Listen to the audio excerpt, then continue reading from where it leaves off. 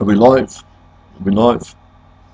Good evening, my name is Benjamin Benubi and I've been asked to do a broadcast this evening in relation to the massive storm that was about to strike the shores of Western Ireland, Western Britain and Western Europe this evening. And I'm up here in the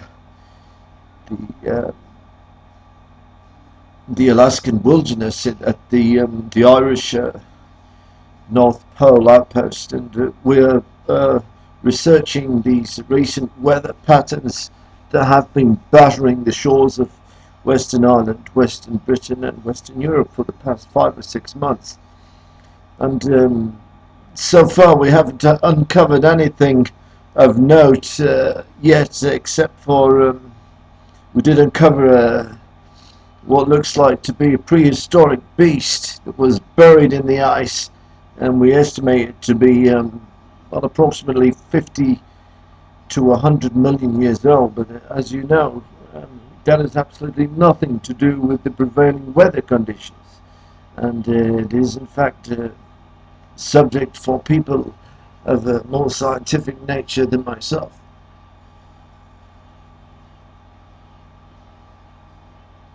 On the bright side, we can report that the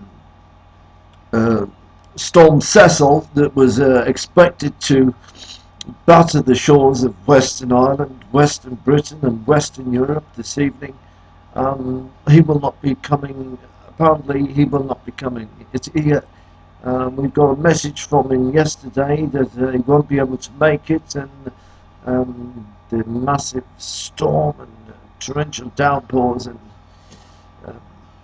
tornado-style winds have in fact been cancelled. A lot of people will be quite happy to get this news, and we are proud to be able to convey this news to you this evening on our YouTube channel. We just received word a while back. We were planning on releasing this video live on the YouTube, but we have been informed by the people in the YouTube land that we have been banned for 6 months on account of a video that the other gentleman of the show did called Skippy, about Skippy the bush kangaroo, who of course died in a tragic accident some 10 years back due to some illegally imported contraband, believed to be contraband popcorn, counterfeit popcorn that did in fact originate in China.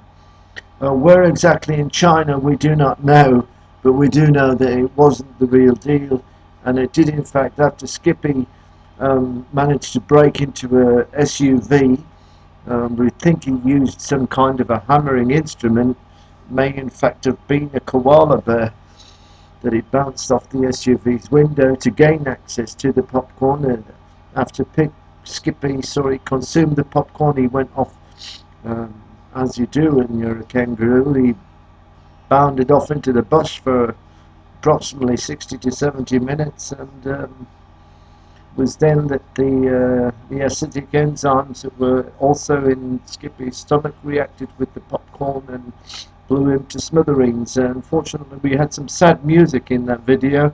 You will be able to see it on YouTube. No, actually you won't. It has been pulled down as well. It is quite a sad video, and it's quite a remarkable piece of filmmaking that was done by the gentlemen who are participants in what is known as the Punjab Putty experience.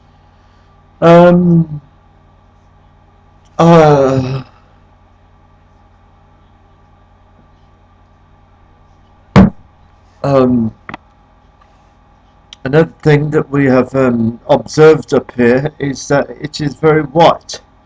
All around us we are surrounded by massive mountains that are covered in snow, and the valleys, the fields, everything up here is covered in snow, and it is very white.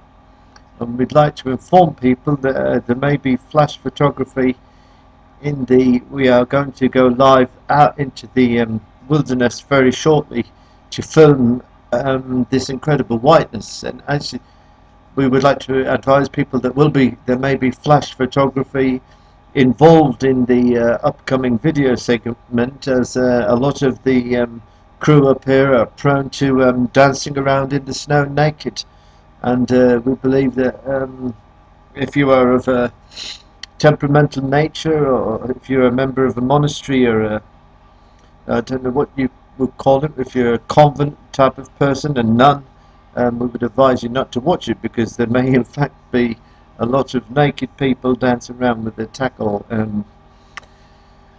Yeah. As I said, we were planning to put this live on the YouTube, and we've sent some messages to the people that own YouTube, and so far they have not corresponded back with us. And we'll be talking to another member of the show. He's live now, and I'll put him on through my Skype apparatus, which I just had recently inserted into my vocal passages, in which I can transmit people's voices. Instead of using like a separate microphone, I had this implanted especially for the show. George, good evening. Thank you, Arthur. Thank you very much. It's quite interesting that you say that the remarkable breakthroughs we've had in technology, and that you could in fact have a transmitter implanted into your I was going to say your anal passage, but obviously we are speaking about your vocal passage there, that you can convey my messages through your own your own person, so to speak. I'm just wondering, George, how come nobody made an introduction there? You didn't introduce yourself. Arthur, sorry, I'm George. So it would be nice for the viewers to know exactly who you were. Come in, Arthur. Well, obviously, yes, it would have been interesting. It would have been informative for people to know, but there was nobody on before me to inform the viewers and the listeners who exactly I was going to be. Is that up until about 15 minutes ago, I didn't really know who I was going to be myself. As you know, sometimes it is very difficult to ascertain whether you are or are not one person or another, depending on the time and the circumstances and the exchange rate, especially now that the price of oil has barreled to less than $30 a barrel, and it's not looking good for people in the Middle East.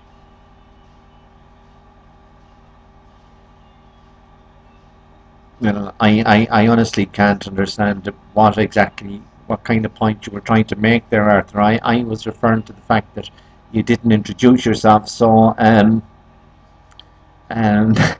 I don't exactly see what the price of oil has got to do with the price of turnips, especially since the price of turnips have in fact dropped in comparison, relatively much akin to the drop in the price of oil. And we've been eating turnips for the last 5 or 6 weeks every day. Sometimes we'll have them with sausages, sometimes we'll have turnips and chicken, sometimes we'll have turnips and bacon. But we have everything is, the larder is stocked up. We bought in 2 tons of turnips there yesterday. We got a good deal. We got the whole lot of them from Lidl for €100, and we reckon that'll be able to keep us going till at least 2016. Prevailing weather conditions notwithstanding, and other unfortunate incidences that may affect the late great planet Earth. Listen, boys, now, in all fairness, could somebody please tell me what the fuck are you talking about, you know? I mean, I heard Storm Cecil was going to batter the western shores of Ireland, the western shores of Great Britain, western shores of Europe, and Arthur was up there in the North fucking Pole, and he was supposed to come on this evening and do some kind of a dialogue with the viewers and listeners all over the world, not just in this world, but in the other worlds that are out there in space, deep space. And as far as I can see, all I've been listening to for the last 15, 10 or 12 minutes is, well, I'll just say it, bullshit. It just sounds like a load of horses bullshit. Well, I think you're quite right, though. That's no, Sydney. There's no need for you to be getting in on that. thing, Sydney. You're not even supposed to be participating in this evening show. In all fairness. Let him talk. Let him talk, George. Let him talk. That's right. I mean, just because I was advised not to participate on account of nothing whatsoever to do with fucking Storm Cecil, or any other fucking Storm for that matter, I think it is important to stand with Larry on this one and say that all I've been listening to for the last 16 and a half minutes is a complete load of bullshit as well. I think it's very unfair that you try to misappropriate Larry's insinuations on account of the weather and the price of oil and fucking turnips, for instance. I mean, what has it got to do with the price of fucking turnips? Nobody knows. I mean, Punjab will tell you he's never eaten a turnip in his life. Is that right, Punjab? Yes, exactly. I would say it's not that I don't like the taste of them. I've never tasted them, but I can imagine that they taste very much like any other vegetable. It's just that I don't like the look of them. I've never liked turnips. They remind me of those little bombs you would see, you know, in the Second World War when people would be working across the field and poof, bang, up you would go, up in smoke like a flying fart.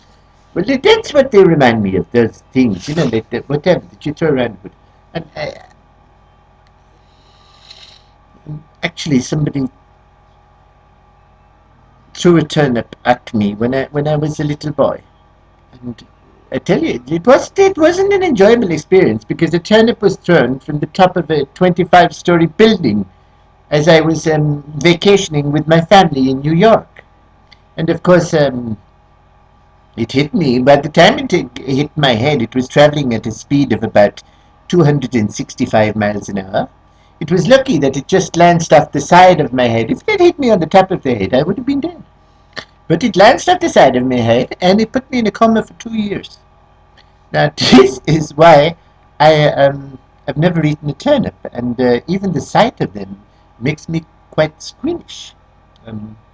What has that got to do with this evening's conversation about the cancellation of Storm Cecil, who was supposed to batter and, well, some would say he was going to rip apart some parts of the western shores of Ireland, Great Britain, and of course Western Europe.